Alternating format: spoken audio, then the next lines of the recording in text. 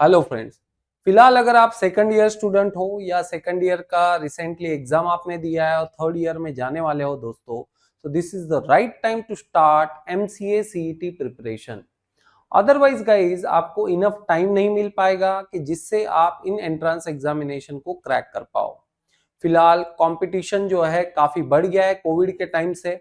पहले 18,000 20,000 students he in examination को appear करते थे। नॉर्मली अगर मैं महाराष्ट्र एमसीए सीईटी की बात करूं तो अगर आप काउंट देखें 21 22 का, सो ज्यादा से ज्यादा 20,000 बच्चे इस एग्जाम को दे रहे थे। ठीक है, कोविड का टाइम था, बट उसके पहले भी वही रेशियो नॉर्मली हुआ करता था।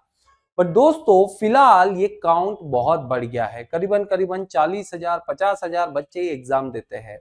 भाई नीम सीईटी की अगर बात करें, मतलब अगर आप टॉप एनआईटीज को टारगेट करना चाहते हो, नेशनल इंस्टीट्यूट ऑफ टेक्नोलॉजीज को टारगेट करना चाहते हो, जिसमें अभी NIT Delhi, NIT Meghalaya, triple IT Vadodara वो भी शामिल हो गया है। ऐसे इंस्टीट्यूट्स में अगर आप एडमिशन लेना चाहते हो दोस्तों, तो डेफिनेटली अभी से आपको इस एग्जामिनेशन का प्रिपरेशन स्टार्ट करना चाहिए। जहां तक बात है इस एग्जाम के सिलेबस की, मैक्सिमम फोकस यहाँ पे मैथमेटिक्स पे किया जाता है। बाकी क्वांट है, आपका रीजनिंग है, इंग्लिश है, कंप्यूटर है, ये तो कॉमन सा होता है। बट जो मेजर पार्ट है वो मैथमेटिक्स का होता है। मैथमेटिक्स बहुत ज्यादा टफ है, ये बात नहीं दोस्तों, बट मैथमेटिक्स थोड़ा यहाँ पे आपको प्रैक्टिस के लिए समय लगता है, क्योंकि आपको 5th स्टैंडर्ड से लेके 12th स्टैंडर्ड का मैथ जो है वो प्रिपरेशन करना होता है। पूरा का पूरा कंप्लीट सिलेबस की बात मैं नहीं करूंगा, बट इनका अपना एक स्पेसिफिक सिलेबस होता है। उस फॉर्मेट में उस तरीके से आपको ये पढ़ाई करनी होती है। ऑब्वियसली मैथमेटिक्स की बात अगर करेंगे तो प्रैक्टिस ही यहाँ पे सबसे ज्यादा इंपॉर्टेंट है। तो अगर आप सेकंड ईयर स्टूडेंट हो या सेकंड ईयर फिलहाल आपने खत्म किया और थर्ड ईयर में जाने वाले हो दोस्तों, तो 2026 में आपका अटेम्प्ट हो सकता है, 2027 में आपका अटेम्प्ट हो सकता है। आपको पढ़ाई इमीडिएटली स्टार्ट कर देनी चाहिए। बहुत से बच्चे होते हैं जिनका 12th साइंस के बाद में, जिन्होंने बीएससी कंप्यूटर साइंस या बीसीए साइंस ऐसे कोर्सेस ऑप्ट किए होते हैं, क्योंकि उनको इंजीनियरिंग में एडमिशन नहीं मिला होता है। बहुत से बच्चे नीट ड्रॉप करके, बहुत से बच्चे जो नीट में क्वालिफाई नहीं हो पाए, डॉक्टर नहीं बन पाए, वो बच्चे भी बीसीए या बीबीए सीए इस टाइप के कोर्सेस में एडमिशन लेते हैं। ऐसे बच्चों को डेफिनेटली एनआईटी टारगेट करना चाहिए। महाराष्ट्र सीईटी की बात करें दोस्तों, जो कि एमसीए के लिए कंडक्ट कराता है महाराष्ट्र सीईटी सेल, ये एग्जाम भी बहुत बेहतर है, क्योंकि आप बेहतर कॉलेजेस यहां से टारगेट कर सकते हैं। अगर मैं मुंबई की बात करूं, मुंबई में विजेटीआई की बात हम लोग कर सकते हैं, एसपीआईटी की बात कर सकते हैं, पुणे में पीसीसीओई की बात कर सकते हैं, हम लोग मॉडर्न कॉलेज ऑफ इंजीनियरिंग की बात कर सकते हैं, और भी बेहतर कॉलेजेस इस रेस में हैं।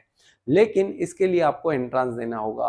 अगर आप 12th के बाद में नीट का सपना पूरा नहीं कर सके, इंजीनियरिंग का सपना पूरा नहीं कर सके दोस्तों, याद रखें ये जो एमसीए कोर्स है ये मात्र इंजीनियरिंग कॉलेजेस या मैनेजमेंट कॉलेजेस में कंडक्ट कराया जाता है, और एनआईटी तक आप इससे पहुंच सकते हैं। मात्र एक एग्जाम आपको क्रैक करना है और दोस्तों आपका करियर जो है वो बेहतर बन सकता है। दोस्तों स्टूडेंट्स में भी एक ऐसा क्राउड है जो जनरली इन एग्जाम को इग्नोर करता है, बट ये एग्जाम इग्नोर करने की नहीं है दोस्तों, ये एक्सेप्ट करने की है। अगर आपको लग रहा होगा कि बहुत ज्यादा टफ मैथमेटिक्स होगा तो लेट मी क्लियर, अगर नीम सेट की बात करें दोस्तों, तो जेई मेंस तक का ही यहाँ पे लेवल होता है, जेई एडवांस का लेवल यहाँ नहीं होता है।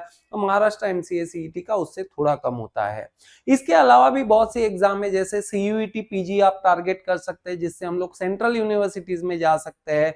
रही बात दोस्तों प्राइवेट कॉलेजेस की, तो जो प्राइवेट कॉलेजेस है जैसे वीआईटी वेल्लोर की अगर बात करें, तो दोस्तों उसका भी अपना एंट्रेंस एग्जाम है। तो प्रिपरेशन तो पक्का है।